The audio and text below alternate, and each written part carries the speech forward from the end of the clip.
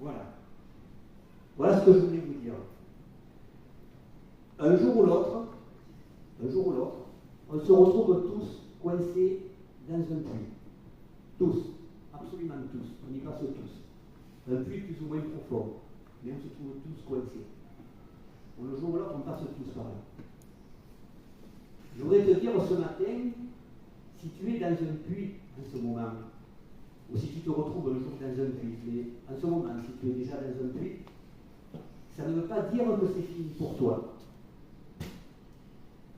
Si tu es dans un puits, ça ne veut pas dire qu'il n'y a plus d'espérance pour toi. Peu importe si tu es tombé, peu importe si c'est un puits dans lequel tu es tombé. On peut tomber dans un puits. Peu importe si c'est un puits dans lequel on t'a poussé. Ça existe aussi. Peu importe même si c'est un puits dans lequel tu t'es jeté toi-même.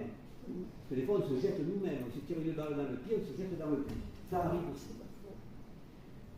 Je suis ici devant toi pour te dire que ce n'est pas terminé pour toi. Ce n'est pas terminé. Je me suis retrouvé au fond d'un puits qui était très profond. Je suis passé par là. Et ce matin, je veux te dire une chose primordiale et une espérance immense pour ta vie. Voilà ce que je veux te dire.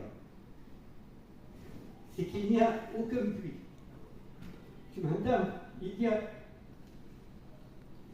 a aucun puits qui est assez profond pour empêcher les promesses de Dieu de s'accomplir dans ta vie. Amen. Il n'y a aucun puits qui est assez profond pour que les promesses de Dieu s'accomplissent dans ta vie. Alors, je prie pour que Jésus soit vraiment ton espérance. C'est la seule ancre qui tiendra ferme au milieu des plus grandes tempêtes de ta vie. Mes frères et sœurs, nous sommes les êtres humains les plus privilégiés sur terre. Vous portez cette espérance en vous, elle est votre force. Jésus, il est la source et le fondement de cette espérance. Nous sommes appelés tous à être des porteurs d'espérance dans un monde à l'agonie.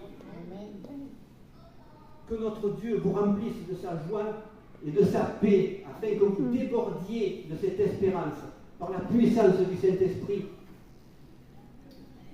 Je vais arrêter là.